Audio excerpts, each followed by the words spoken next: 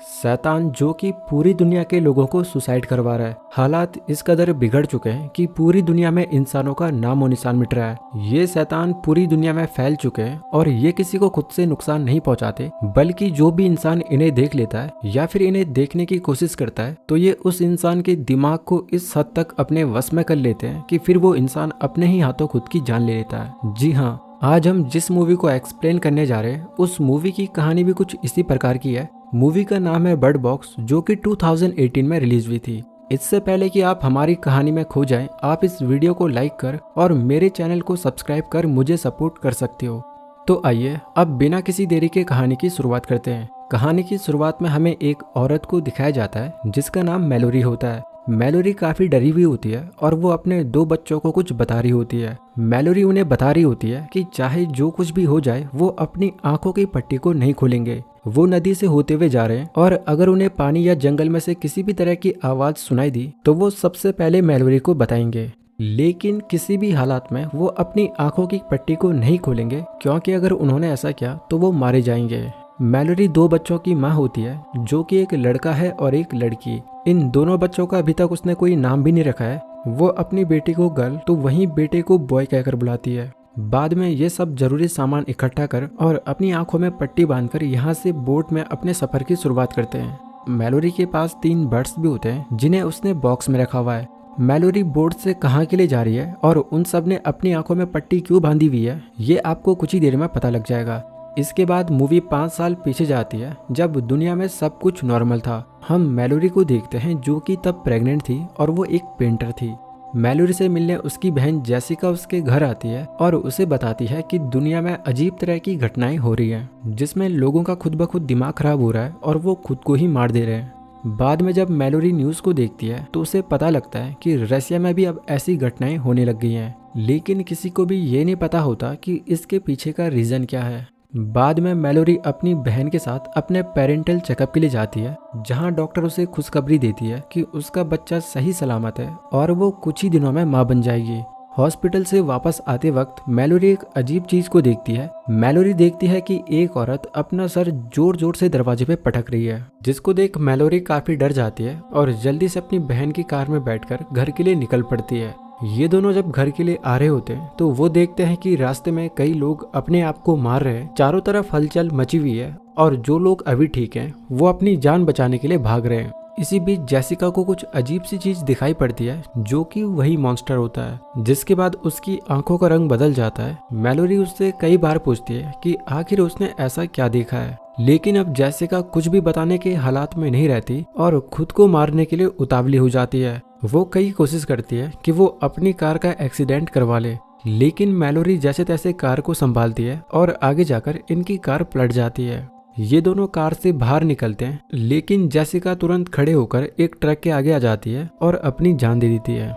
Malory ये देख काफी डर जाती है और वो भी भागना शुरू कर देती है, लेकिन कुछ ही दूर जाके वो नीचे गिर जाती है। लीडिया नाम की एक औरत उसकी मदद करने आती है, लेकिन इससे पहले वो मैलोरी की मदद करे वो भी उसी शैतान को देखती है, जिसके बाद उसकी भी आंखों का रंग चेंज हो जाता है और वो सीधे एक जलती हुई कार में बैठ जाती है और अपनी जान दे देती है। दरअसल जो कोई भी उस मॉन्स्टर को देख लेता है तो वो मॉन्स्टर उसके दिमाग को मैनिपुलेट कर देता है, जिसके बाद वो इंसान खुद को ही मार देता है। बाद में टॉम नाम का एक आदमी मैलोरी की मदद करता है और उसे एक घर में ले जाता है जहाँ पे बाकी लोग भी रह रहे होते हैं। यहाँ पे एक बूढ़ा आदमी जिसका नाम डॉगलस होता है उसे बताता है कि जो औरत उसकी मदद करने आई थी वो उसकी पत्नी थी, लेकिन उसकी वजह से उसने अपनी पत्नी को खो दिया। मैलोरी इसके लिए डॉगलस से माफी मांगती है।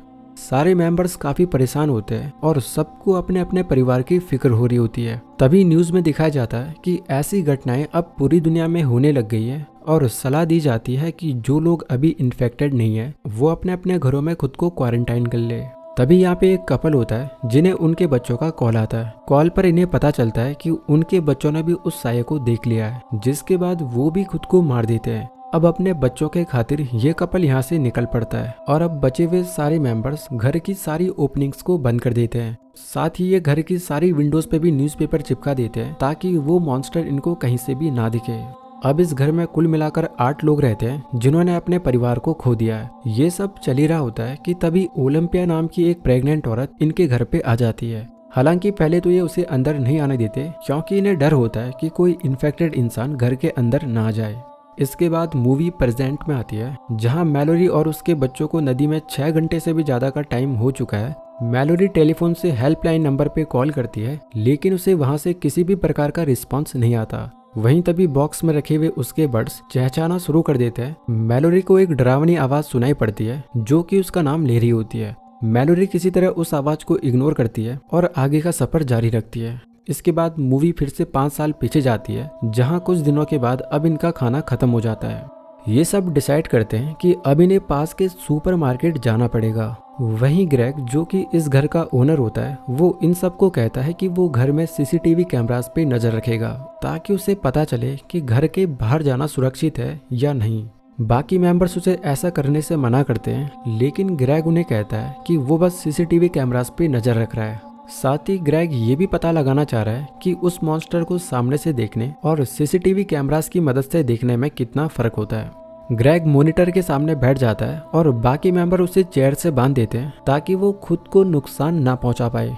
ग्रेग ऊपर सीसीटीवी कैमरास में एक अजीब सा साया देखता है, जिसके बाद उसकी आंखों का रंग बदल जाता है और वो टेबल पे अपना सर पटक पटक कर अपनी जान दे देता है। सारे मेंबर्स ऊपर आते हैं और उस मॉनिटर को तोड़ देते हैं। यहाँ पे ग्रेग की मौत के साथ ही यह साफ हो जाता है कि चाहे तुम उस शैतान को कैसे भी देखो, तुम्हारी मौत पक्की है। दूसरी सुबह खाना खत्म होने की वजह से ये सब डिसाइड करते हैं कि ये पास के सुपरमार्केट जाएंगे ताकि वो वहाँ से खाना जुटा पाए।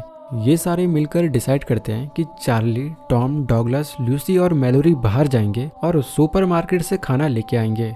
इसके बाद मूवी प्रेजेंट में शिफ्ट होती है, जहां मैलोरी को नदी में पूरे 14 घंटे हो चुके हैं। तभी उसे एक आदमी की आवाज सुनाई पड़ती है जो कि इन्हें कहता है कि वो इनकी मदद करना चाह रहा है। मैलोरी अपने दोनों बच्चों को ब्लैंकेट के अंदर ले लेती है और अपने हाथ में एक शॉटगन पकड़ लेती है। वो आदमी इनकी बोट तक आ जाता है और जबरदस्ती मैलोरी की आंखों की पट्टी खोलने की कोशिश करता है। मैलोरी उसे गन से शूट करने की कोशिश करती है, लेकिन आंखों में पट्टी होने की वजह से वो ऐसा नहीं कर पाती। उस आदमी की आंखों से हमें साफ साफ पता चलता है कि वो इन्फेक्टेड है। वो जबरदस्ती मैलोरी की आंखों की पट्टी निकालने की कोशिश करता है, लेकिन मैलोरी अपने बचाव में उस पे तलवार से वार कर देती है, जिसके बाद वो उस आदमी से पीछा छुड़ा लेती है। मूवी फिर से फ्लैशबैक में जाती है, जहां ये 5 मेंबर सुपरमार्केट के लिए निकल पड़ते हैं। ये सब कार के विंडोज में न्यूज़पेपर चिपका देते हैं ताकि वो शैतान इनको कहीं से भी ना दिखे।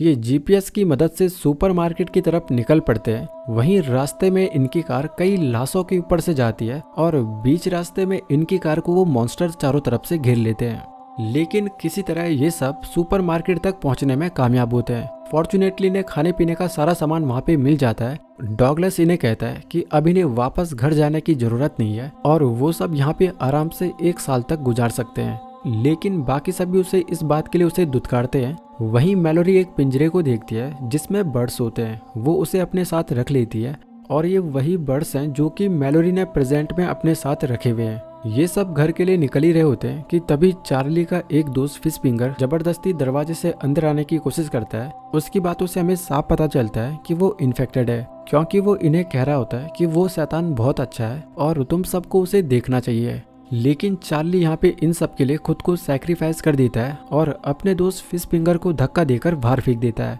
जिससे इन सब की जान बच जाती है। लेकिन चार्ली बाहर जाने के बाद उस शैतान को देखकर खुद को मार देता है।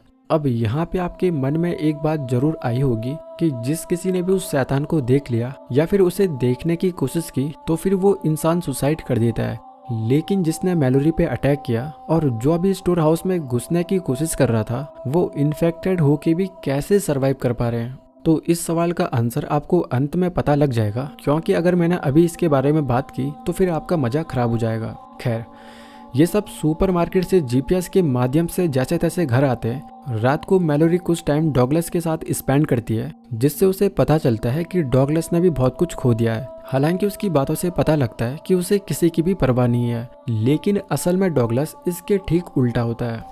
ये दोनों आपस में बातें कर ही रहे होते हैं कि तभी गैराज से गाड़ी स्टार्ट होने की आवाज आती है और जब ये सब गैराज में जाते हैं तो इन्हें पता चलता है कि लूसी और फेलिक्स, जो कि एक कपल थे, इनको धोखा देकर यहाँ से गाड़ी लेकर निकल चुके हैं। चार्ली के मरने के बाद और इन दोनों के जाने के बाद अब यहाँ पे कुल मिलाकर 5 लोग बचते हैं और अब इनके पास अपनी गाड़ी भी नहीं होती। वहीं मूवी फिर से प्रेजेंट में आती है, जहां मैलोरी को नदी में पूरे 24 घंटे हो चुके हैं और अभी भी इनकी आंखों में पट्टी लगी हुई है। इनकी बोट नदी में पड़े एक पुराने ट्रक से टकरा जाती है, जिससे बॉय नीचे नदी में गिर जाता है। मैलोरी किसी तरह मशक्कत करने के बाद बॉय को वापस ऊपर बोट में ले आती है, लेकिन इतने ठंडे पानी में गिरकर बॉय का पूरा शरीर जमने लगता है। साथ ही वो बैग भी बह जाता है जिसमें इनका ब्लैंकेट था।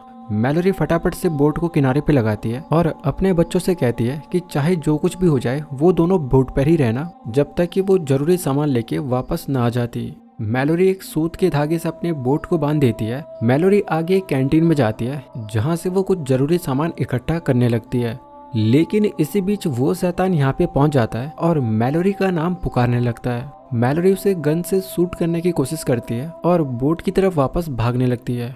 गन की आवाज सुन गर्ल को लगता है कि मैलोरी के साथ कुछ गलत हो रहा है, इसीलिए वो उसे ढूंढने के लिए निकल जाती है। ये छोटी बच्ची मैलोरी को ढूंढने जब जाती है तो वो मॉन्स्टर गर्ल के पास आ जाता है, लेकिन इससे पहले कुछ अनहोनी हो जाए मैलोरी उसे बोट के पास वापस खींच लेती है और उसे डांट लगाती है। मैलोरी उन दोनों से कहती है कि अगर उसे कभी कुछ हो गया तो वो उसकी मदद ना कर सबसे पहले खुद की जान बचाएंगे। इसके बाद मैलोरी आगे की यात्रा शुरू कर देती है। वहीं फिर से मूवी फ्लैशबैक में जाती है, जहां टॉम और मैलोरी के बीच नजदीकियां बढ़ रही होती है। अब एक रात ओलंपिया गैरी नाम के आदमी को चुपके से अंदर आने देती है, लेकिन घर के सारे मेंबर्स ओलंपिया को इस बात पे डांट देते हैं। गैरी उनसे कहता है कि वो नॉर्थ वुड से यहाँ पे आया है। शुरुआत में उसके दोस्त भी उसके साथ थे, लेकिन कुछ इन्फेक्टेड लोगों ने उसके दोस्तों को जबरदस्ती उन मॉन्स्टर को दिखाया और अब अपने ग्रुप से एकमात्र वही बचा है। गैरी को देख के हमें ऐसा लगता है जैसे कि वो मेंटल डिसऑर्डर का पेशेंट हो।